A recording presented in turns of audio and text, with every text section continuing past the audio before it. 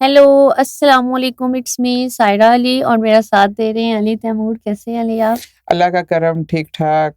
सबसे पहले अगर आप हमारे चैनल पे नहीं तो लाइक करें, शेयर करें और सब्सक्राइब करें और कमेंट सेक्शन में आपने बताना है कि आपको हमारी वीडियोस कैसी लगती हैं और नेक्स्ट वीडियो हम किस पे बनाएँ। तो क्या ला रहे हैं आज हम?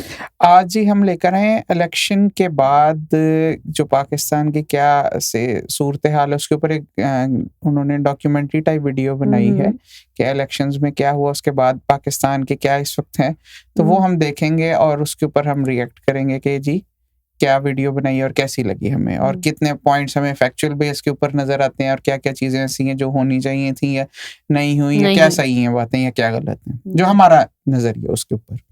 तो करें जी हाँ शुरू? जी, स्टार्ट करते हैं। लें। आखिरकार अपनी मुद्दत गुजारने के एक लंबे 2 साला इंतज़ार और कई खदशात के बाद इलेक्शन 2024 8 फरवरी को इख्तिताम को पहुंचा। लेकिन वो अलग बात है कि अब तक ना सिर्फ वोटर्स बल्कि कैंडिडेट भी इलेक्शन कमीशन के नताइज के इंतज़ार में बाहर डेरे डाले बैठे हैं।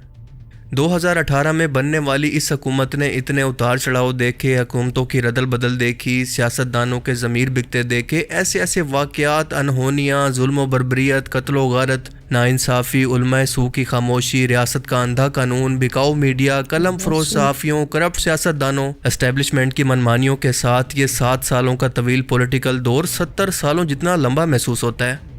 एक मिसाल आप सबने सुनी होगी कि देर आए दुरुस्त आए, लेकिन ये मिसाल पाकिस्तान के लिए बिल्कुल नहीं है, ख़ास तौर पर इसके इलेक्शन प्रोसेस के लिए, क्योंकि यहाँ पर अगर देर हो या सवेर, यहाँ पर जीतने वाले की अगर ऊपर बात हो चुकी है तो इसे नींद की गोलियां खाकर सो जाना चाहिए और अब बस ख्वाब के अंदर वो खुद को मिनिस्टर या प्राइम मिनिस्टर तस्वुर करके इस ख्वाब के मज़े ले जो कि अब हकीकत बनने वाले हैं। इलेक्शन 2024 से पहले की सूरत हाल पर तबसरा करके वक्त ज़ाया करने के बजाय सीधा मौजूदा हालात यानी मुद्दे की बात पर आते हैं। इस इलेक्शन में एक पॉलिटिकल पार्टी पाकिस्तान तहरीक इंसाफ का मुकाबला बाकी तमाम मुल्क की सियासी जमातों, जुडिशरी, एस्टेब्लिशमेंट और मीडिया के साथ है और इस वक्त ये सब मिलकर भी एक ऐसे शख्स और इसकी पार्टी को नहीं हटा सके जिस शख्स ने पाकिस्तान की 75 साल तारीख के अंदर पहली बार हकीकी आज़ादी का नारा लगाया। इस शख्स ने अपने लोगों को शऊर दिया कि तुम अभी भी अमेरिकन कॉलोनी के अंदर रहते हो, ना कि पाकिस्तान में। तुम्हारी गैर मौजूदगी के अंदर कोई और शख्स इस बात को यकीनी बनाता है कि अमेरिकन के मफादात पर कोई समझौता ना हो। इस शख्स ने गली मोहल्ले के अंदर रहने वाले सब्जी फरोश, एक चाय वाले और एक अमीर तरीन ताजिर को यह शऊर दिया कि तुम्हारे वसाइल के अंदर कमी नहीं है, बल्कि ये अशराफियां हैं जो कि सिर्फ 1% होकर भी तुम्हारे मुल्क की दौलत को लूट लूट कर खा गई है और बाकी बची दौलत को अपने बैरून मुल्क जायदादें बनाने के अंदर अभी भी उड़ा रही है। वो कहता है कि एक अमेरिकन शख्स की भी जान इतना ही कीमती है जितना मेरे लोगों की है, लिहाजा मैं अपने मुल्क पर कभी भी ड्रोन हमले नहीं करने दूंगा। वो कहता है कि ताकतवर को भी इसी कानून के नीचे लाऊंगा जिसके नीचे गरीब को गुजरना पड़ता है और वो कहता है कि कोई शख्स भी इलाज से महरूम ना हो, कोई शख्स भी भूखा ना सोए, मेरी कौम का कोई भी शख्स कैंसर से ना मरे, कोई भी तालीम से महरूम ना रह जाए। वो कहता है कि खुददार बनो, अगर अपने कल्चर की इज्जत करोगे तो ही दुनिया तुम्हारी असल मानों के अंदर इज्जत करेगी। आज़ाद फैसले करो, इकबाल के शाहीन बनो ताकि दुनिया तुम्हारी सही मानों के अंदर इज्जत करे। इस इतने संगीन जुर्म की शख्स को इतनी बड़ी सज़ा दी गई है कि आज वो शख्स अडियाला जेल के अंदर कैदी नंबर 804 के नाम से मौजूद है, जिस पर कौमी मुल्क की सलामती को नुकसान पहुंचाने वाले साइफर, जिसे खुफिया कोडिंग लेटर भी कहते हैं, और दो मुल्कों की हुकूमतें इसे सफारती तौर पर आपस में बातचीत के लिए और पैगाम के लिए इस्तेमाल करते हैं, इसे लीक करने, तोशा खाना में कीमती घड़ी ना जमा करवाने और इद्दत में निकाह जैसे घटिया इल्जामात पर तकरीबन 30 साल की सजा सुना दी गई है और इसकी पार्टी को तोड़ा गया, इसके कारकुनों लीडरों को उठाकर जेल के अंदर डाला गया, इनसे जबरदस्ती प्रेस कॉन्फ्रेंसेस करवाई गई, इनसे पार्टी का निशान छीन लिया गया, इसे घर वालों की गिरफ्तारी से डराया गया, स्कैंडल बनाए गए। लेकिन वो कहता है कि ना तो मैं डील करूंगा ना बाहर भागूंगा, क्योंकि मेरे लिए गुलामी से बेहतर है मौत। मेरे करीबी सोर्स के मुताबिक इमरान खान ने खुद जेल जाना इसलिए पसंद किया क्योंकि सीक्रेट इन्फॉर्मेशन थी कि इनकी जान को शदीद खतरा है। अगर वो इन हालात के अंदर जेल ना जाते तो शायद इनको किसी भी वक्त कत्ल करवा दिया जाता, जैसे कुछ ही अर्सा पहले इनको वजीराबाद के अंदर एक शूटर ने कत्ल करने के लिए फायर किए, लेकिन वो मौजाना तौर पर बच गए। ये सब कुछ मैं अपनी तरफ से नहीं कह रहा, बल्कि ग्राउंड रियलिटीज की बात कर रहा हूँ जिनसे आप डिनाई नहीं कर सकते, क्योंकि ये सब कुछ रिकॉर्ड पर मौजूद है। जबकि इसके ऑपोजिट साइड पर हम देखते हैं कि मुल्क को लूट कर बाहर जायदादें बनाने वाले आज मुल्क के हीरो बनकर वापस आ रहे हैं, जिनकी औलादें बाहर, जायदादें बाहर, ईदें बाहर, बस वो सियासत करने पाकिस्तान के अंदर आते हैं। अब तक की मौजूदा सूरत हाल के मुताबिक इलेक्शन का मुकम्मल नतीजा नजर नहीं आ रहा। अलबत्ता 50% से ज्यादा नतीजों के मुताबिक PTI के आज़ाद उम्मीदवार इस वक्त हर जगह पर एक वाज़ेह अक्सरियत से लीड कर रहे हैं। यहाँ तक कि KPK और पंजाब के अंदर इनकी वाज़ेह अक्सरियत नज़र आ रही है, जबकि दूसरे नंबर पर है पाकिस्तान मुस्लिम लीग नून और तीसरा नंबर है पाकिस्तान पीपल्स पार्टी का, जो कि सिंध और बलूचिस्तान के अंदर इंतहाई मजबूत हालत के अंदर जीतती हुई नज़र आ रही है। लेकिन कुल मिलाकर इस वक्त सूरत हाल ये है कि कोई भी पार्टी इस वक्त वाज़ेह अक्सरियत नहीं ले सकी कि एक मजबूत हुकूमत बना सके, एक ऐसी हुकूमत जो कि मांगे तांगे के लोगों की बजाय या बाकी पॉलिटिकल पार्टी से इलाक़ किए बगैर अपने फैसले खुद कर सके। और अगर एक बार फिर से ये लूली लंगड़ी हुकूमत बना दी जाती है तो इसका फिर से वही हाल होगा जो कि पिछले 75 सालों से होता आ रहा है, यानी अपनी मुद्दत पूरी नहीं कर सकती। जो पॉलिटिकल पार्टी भी किसी दूसरी पार्टी के साथ इलाक़ करती है तो जाहिर है कि इसे वजारतें भी देगी और मशावरत के अंदर भी शामिल करेगी, और इसे राज़ी करने के चक्कर के अंदर कोई ऐसी कानून साजी नहीं कर सकती जो कि इसने अपने मंशूर इलेक्शन से पहले अपने वोटर्स को डिलीवर करने का वादा किया था। अब जाहिर सी बात है कि अगर इतनी मेजॉरिटी मिलने के बावजूद भी अगर ये पॉलिटिकल पार्टी डिलीवर नहीं कर पाती तो अगली बार इलेक्शंस के अंदर इसकी पॉपुलैरिटी इंतहाई कम हो जाएगी। अगर PTI की मिसाल लें तो इनके लीडर ने अपनी पार्टी की बुनियाद ही इन दो मरूसी सियासत की पार्टीज यानी पीपल्स पार्टी और पाकिस्तान मुस्लिम लीग नून और इनकी करप्ट लीडरशिप के खिलाफ कैंपेन करके शुरू की थी। सो ये तो मुमकिन ही नहीं है कि इन दोनों में से ये किसी एक पार्टी के साथ इलाक़ करके फेडरल के अंदर अपनी हुकूमत बनाने का सोचें, वरना इनका अपना ही वोटर इनसे बदजन होकर कहेगा कि अगर ऐसा ही करना था तो PDM हुकूमत के अंदर क्या बुराई थी। दूसरी बात, अगर ये दोनों पार्टीज यानी पाकिस्तान पीपल्स पार्टी और मुस्लिम लीग नून मिलकर अगर वफाक के अंदर हुकूमत बनाती हैं तो PTI अपोजिशन के अंदर जाना बेहतर समझेगी, क्योंकि इमरान खान पहले ही कह चुके हैं कि मुझे बैसाखियों की हुकूमत की ज़रूरत नहीं बल्कि खुद मुख्तार हुकूमत और इसका मैंडेट कबूल है, वरना ऐसी हुकूमत से ना होना बेहतर है। अब हुकूमत बनाने के लिए इन दोनों पार्टीज ने मिलकर PTI के आज़ाद उम्मीदवारों के ज़मीर की मंडियां भी लगानी है, अरबों रुपए के पैसों के बैग पहुंचाना बाकी हैं, जोड़ तोड़ शुरू होगी और कई नामी सियासतदान अपने ज़मीर का सौदा करके 5 साल के लिए इतना माल कमा लेंगे कि पूरी उम्र बैठ कर खाएं। अगर इस तरह से वफाक के अंदर इन दो पार्टीज की हुकूमत बनती है तो ये इंतहाई कमज़ोर हुकूमत होगी, ये आलमी एतमाद को हासिल नहीं कर सकेगी, जिसका मतलब है कि दुनिया आपके मुल्क के अंदर पैसा इन्वेस्ट करने से डरेगी, नए कारोबार नहीं आएंगे, नई इंडस्ट्री नहीं लगेगी, आपके लोगों को रोजगार नहीं मिलेगा, स्टॉक मार्केट के अंदर गिरावट आएगी, जिसका सीधा सीधा असर आम इंसान की जिंदगी पर होगा, क्योंकि इसकी वजह से महंगाई का इससे भी बड़ा तूफान आएगा। बिजली महंगी होगी, गैस महंगी होगी, पेट्रोल, खाना पीना सब कुछ मजीद महंगा होगा। और यकीन करें कि इस महंगाई ने अवाम की जो कमर तोड़ रखी है, अगर इससे ज्यादा महंगाई होती है और अवाम सड़कों पर निकल आती है तो हालात किसी के कंट्रोल में नहीं रहेंगे। पॉलिटिकल स्टेबिलिटी किसी भी मुल्क की मजबूती की पहली शर्त होती है और ये सिर्फ और सिर्फ आती है साफ और शफाफ इलेक्शन से। मेरे तज्जिए के मुताबिक अगर मौजूदा हालात के अंदर अगर ये दो पार्टीज हुकूमत बनाती हैं तो ऐसी हुकूमत मुश्किल से मुश्किल 6 महीने निकाल पाएगी, और अगर इसको लंबा खींच भी लिया जाए तो मैक्सिमम 2 से 2.5 साल, जो कि हमेशा से चलता आ रहा है। यानी एक बार फिर से वही पॉलिटिकल इंस्टेबिलिटी। इमरान खान के दौर के अंदर इलेक्शन के इस प्रोसेस को डिजिटलाइज कर दिया गया था। गैर मुल्कियों को जो कि 1 करोड़ के करीब हैं वोट का हक दिया गया था, लेकिन इस सब को बदल दिया गया।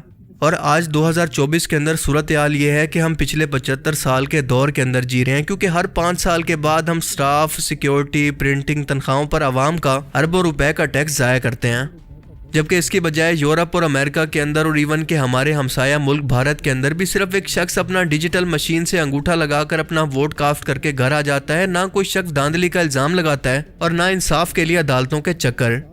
एक बार फिर से धांधली का शोर है, एक बार फिर से नताइज बदले जा रहे हैं, रातों रात सिस्टम बिठा दिया गया है। कोर्ट के हुक्म की खिलाफ वर्जी करके भी पूरे दिन नेटवर्क को और इंटरनेट सर्विसेज को बंद कर दिया गया, और लोग फिर भी पुरुमीद हैं कि उनके मैंडेट को तस्लीम किया जा रहा है। कुल मिलाकर बात यह है कि हमने आज तक एक ऐसे कुएं के अंदर जो कि पानी से भरा हुआ है, लेकिन इसके अंदर एक कुत्ता गिरकर मर गया है, जिसकी वजह से कोई भी शख्स पानी नहीं पी सकता और ये पूरे का पूरा कुआं नापाक हो गया है। सो इस कुएं को पाक करने के लिए हम इसके अंदर से पानी के डोल निकाल कर बाहर फेंक रहे हैं, लेकिन असल मसला तो इसके अंदर अभी तक मौजूद है कि कुत्ते को बाहर निकालना जरूरी है। अब इस मिसाल के अंदर कुआं दरअसल हमारा मुल्क पाकिस्तान है, जबकि ये कुत्ता जो कि मरा हुआ इसके अंदर मौजूद है, ये इस मुल्क का बुनियादी करप्ट निज़ाम या फिर इसका करप्ट टोला है, जिसको निकाले बगैर इस मुल्क की तरक्की मुमकिन नहीं। और जिसने भी पिछले 75 सालों के अंदर इस कुत्ते को निकालने की कोशिश की, उसको निशाने इबरत बना दिया गया। देखिए, हम जब तक मसले की जड़ को नहीं समझेंगे, हम हमेशा टाइम के साथ साथ निज़ाम को नहीं बल्कि सिर्फ चेहरों को बदलता देखेंगे, जो कि इस बार भी हुआ है। तो अब सवाल उठता है कि आखिर इसका हल क्या है। जवाब बहुत ही सीधा है और इसका जवाब है कि इनकलाब। मैं एक शेर के साथ इसका जवाब देकर अपनी बात को ख़त्म करता हूँ कि लगी है सदा फिर एक बार के सरदार बदलेगा, फ़िरौनी सल्तनत का एक किरदार बदलेगा।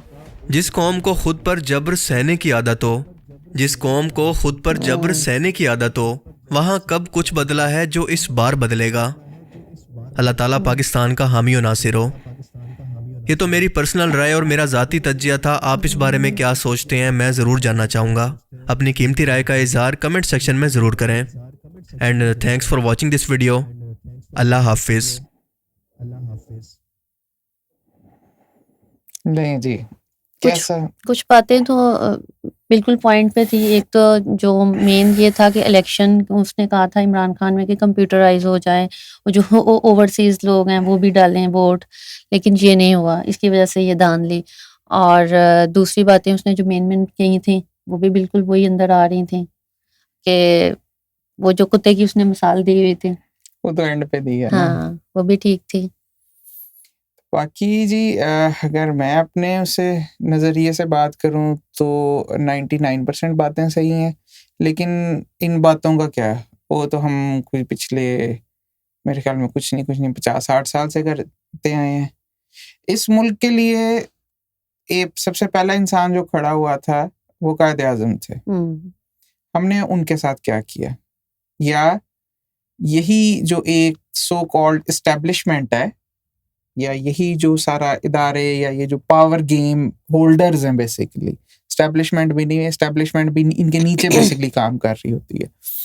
तो उन लोगों ने क्या किया उनके साथ, ठीक है, फिर उनकी बहन के साथ फातिमा जिन्ना के साथ क्या हुआ, ठीक है, फिर उसके बाद आते आते आते एक उसके बाद एक उम्मीद की जैसे किरण हम जिसको कहते हैं वो नजर आई भुट्टो साहब के अंदर, बिल्कुल ठीक है। भुट्टो साहब ने यूएन के अंदर जाकर भी बड़े दिढ़ल्ले से बैठे, हर एक चीज की एटॉमिक जो सारा स्ट्रक्चर था उसकी बुनियाद बेसिकली रखने की सारा कुछ किया। उनके साथ क्या किया, किसने किया, क्यों किया, इन सब बातों के जवाब अगर आपको पता है तो आपको ये भी पता होगा कि इमरान खान जो कि फिर अब एक इतने अरसे के बाद एक नई होप बनकर सामने आया, उस बंदे के साथ क्या किया, किसने किया और क्यों किया।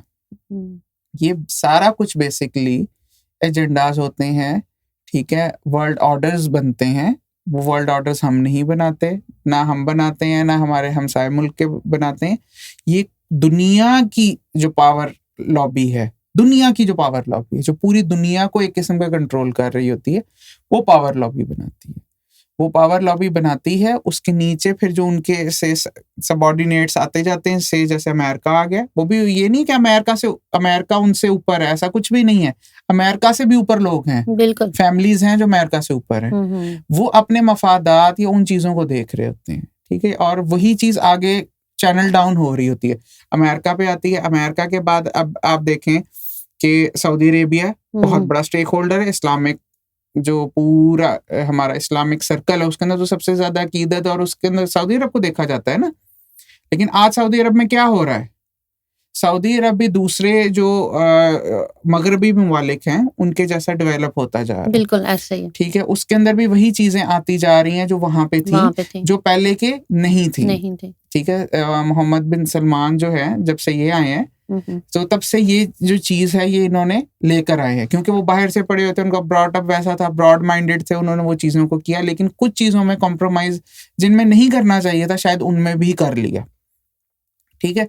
इमरान खान का इशू सबसे बड़ा ये बना जो मुझे इस सारे टेन्योर के अंदर नजर आता है। OIC के अंदर जब वो गए तो उन्होंने जो इस्लामिक कॉन्फ्रेंस थी जिसके अंदर ईरान, पाकिस्तान, तुर्की, मलेशिया और ये जो सारे कंट्रीज थे इनका एक ब्लॉक बनाने की बात की, वो एक पॉइंट था। क्यों उस ब्लॉक का मतलब ये था कि जो मेजॉरिटी है मुसलमानों की से 51% से लेकर कोई 60% के दरमियान वो इस रीजन के अंदर है, और कंट्रोल सारा मुस्लिम जो रिप्रेजेंटेशन है वो मिली हुई है सऊदी अरब को। सो अगर हम उनसे एग्री नहीं करते तो हम लोगों की बात का भी कोई वजन होना चाहिए। एट दैट पॉइंट मोहम्मद बिन सलमान क्या कहते हैं, इमरान खान को फोन करके कहते हैं कि जी मैं अपनी सारी जो इन्वेस्टमेंट्स हैं वो यहाँ से निकाल लूंगा, प्लस जितना पाकिस्तानी वहां पे काम कर रहा है I will kick them out as well.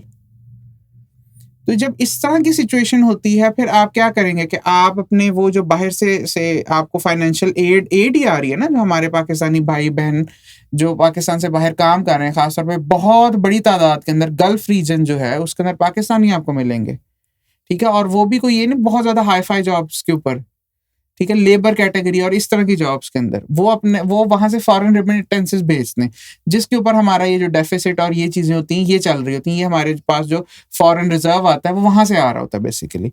तो अगर वो चैनल क्लोज हो जाएगा तो हमारे पास रिजर्व कहाँ से आएगा? एट दैट पॉइंट फिर इमरान खान को स्टेप बैक करना पड़ा, वो उस इजलास के अंदर नहीं गए।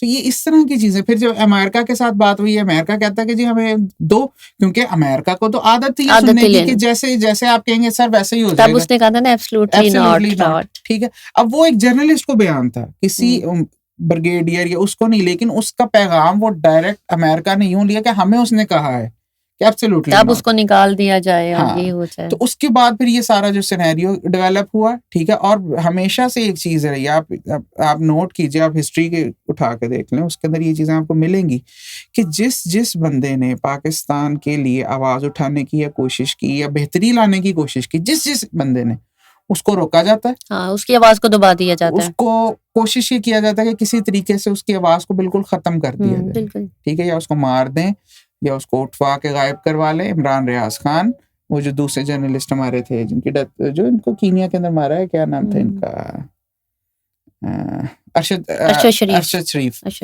ठीक है, वो साबिर शाकिर हो गए, और बहुत सारे नाम है। ये तो वो है ना, जर्नलिस्ट हैं।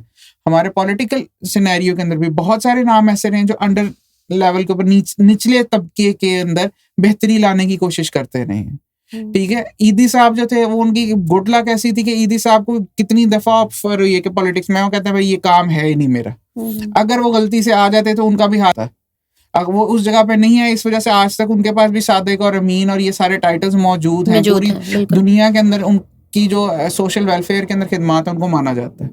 तो यही चीज अगर खान साहब के अंदर देखा जाए तो कैंसर हॉस्पिटल पाकिस्तान का पहला, वो भी जो चैरिटी बेस के ऊपर चलता हो, ये छोटी बात नहीं है। नहीं, तो उसने ये भी तो बात की थी ना कि गरीब जो है वो इसलिए गरीब रह जाता है, उसकी गलती ये है कि वो गरीब घर में पैदा होता है। और बड़े बड़े फिलोसोफर भी जो हैं वो भी यही बात कहते हैं कि अमीर अमीरतर होता जाता है और गरीब जो है वो नीचे आता जाता है। सोच का फर्क होता है बेसिकली, उसकी रीजन सोच होती है। देखिए, हम लोग जो मिडिल क्लास या लोअर मिडिल क्लास के अंदर लोग होते हैं, हमारी फर्स्ट प्रायोरिटी होती है रोटी, कपड़ा, मकान। हम इससे बाहर निकलेंगे तो कुछ और सोचेंगे ना। जबकि हम कई चीजों के अंदर इतना वो पीछे चले जाते हैं कि हमें ये लगता है कि अगर हम कुछ नहीं करेंगे तो हमें कुछ नहीं आएगा, या से हमें रोटी नहीं मिलेगी, ये चीज नहीं है। जबकि अल्लाह ताला की तरफ से है कि रिस्क तो उसने खुद देना है।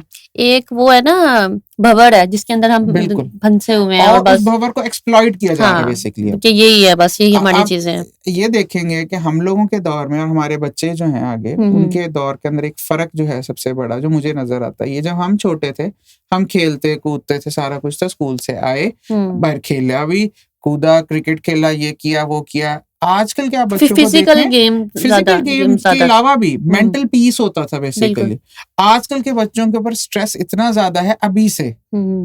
वो स्ट्रेस क्या होगा कि जब से वो इस एज के अंदर आएंगे तो उनके ऊपर इससे कई गुना ज्यादा स्ट्रेस होगा, वो और ज्यादा एंग्जाइटी और इस चीजों के बेचैनी उनके अंदर रहेगी। तो ये चीजें ये नहीं होता कि एक टाइम के लिए, ये डेवलप की जाती हैं, नेशंस को गिराने के लिए, सारा कुछ करने के लिए डेवलप की जाती हैं। तो अल्लाह हामी नासिर हो हमारे मुल्क का। हम तो कोशिश यही करेंगे कि बेहतरी आए, कुछ बेहतरी हो, कुछ अच्छी चीज आए, तो हमसे ज्यादा खुशी और किसको होगी, क्योंकि हम लोगों के लिए वो बेसिकली बेहतरी होगी। इन लोगों को फर्क नहीं पड़ना जिनकी सारी जो है फैमिलीज भी बाहर हैं, जिनके बिजनेसेस भी बाहर हैं, वो यहाँ पर आते हैं एक्स्ट्रा कमाने के लिए कि वो आते हैं यहाँ से पैसा उठाते हैं और लेकर निकल जाते हैं। जैसे हमारे जाते हैं दूसरे मुल्कों में, वो मेहनत मजदूरी करते हैं, ठीक है, वहां से पैसे कमाकर अपनी फैमिलीज को यहाँ पे भेजते हैं अर्न करने के लिए। जो हमारे पॉलिटिशियन है वो पाकिस्तान में आ जाते हैं, क्योंकि ये गोल्डन स्पैरो इसको कहा जाता है कि जो इतनी दफा लुट चुकी है लेकिन अभी तक वो खत्म नहीं हो रही। अच्छा, कहते हैं कि इमरान खान को किसी बड़ी पार्टी के साथ में मिल जाना चाहिए था, ये सही था? उसको मिलना चाहिए था, मिल जाना चाहिए था। अगर वो मिल भी जाए इमरान खान, तो फिर मसला यहीं पे आ जाएगा ना कि जैसे इस वीडियो के अंदर भी बात की है कि वो फिर अपने जो कही हुई बातें हैं उनके खिलाफ हो जाते हैं। बिल्कुल, कि उनकी जो सियासत का जो स्टार्टिंग थी या जो उनका मेन पॉइंट था वो ये था कि ये करप्ट और धोखेबाज और फ्रॉड जो करते हैं, जो ये लीडरान हैं, इनके खिलाफ ये जंग। लेकिन अकेला एक बंदे के लिए लड़ना और वो भी तो सारी चीजें उसके लिए मुश्किलात का बाइस बन रही है। देयर इज अ चांस कि अगर आप सबको ना उसमें ले लें ना, कॉन्फिडेंस में ले लें अपने साथ, अवाम को या सबको, तो उसके अंदर फिर क्या कहते हैं, आप एक एक करके जो गंदी मछलियां होती है उनको निकालते जाते हैं। इतना बड़ा एकदम से जाला फेंकेंगे, उसके अंदर फिर ये होता है कि सारी मछलियां निकल जाती हैं, जैसे अभी हुआ है इलेक्शन के अंदर सारा कुछ निकल गया। बिल्कुल। तो ये चीज तो चलती रहेगी। फिर इनको ये था कि जो बल्ला है वो उसे छीन लेंगे तो शायद लोगों को वो होगा वोट, लेकिन लोग यही कहते रहे तो वोट तो ही इमरान खान के नाम को है। और कहीं सुनने में आया ये तक कहा है कि जी एक खंबा क्या, एक आप इधर सुई लगा दें, वोट पाए खंबे में भी पावांगे सी। बिल्कुल। और कई ऐसे लोग हैं कि जहाँ के वो मैंने एमपी ने पैसे लेके छोड़ दिया, उनके साथ नून लीग के साथ मिल गए हैं, तो वो बाकायदा वहाँ की आवाम रोई है कि ये क्या हुआ है, हमने तो वोट ही नहीं दिए थे इनको, हमने तो उसको वोट दिए थे। आगे अल्लाह ताला बेहतरी करे और इजाज़त लें अब हम। इसके साथ ही हमें दें इजाज़त, अपनी दुआओं में याद रखें। गुड बाय, अल्लाह हाफिज़।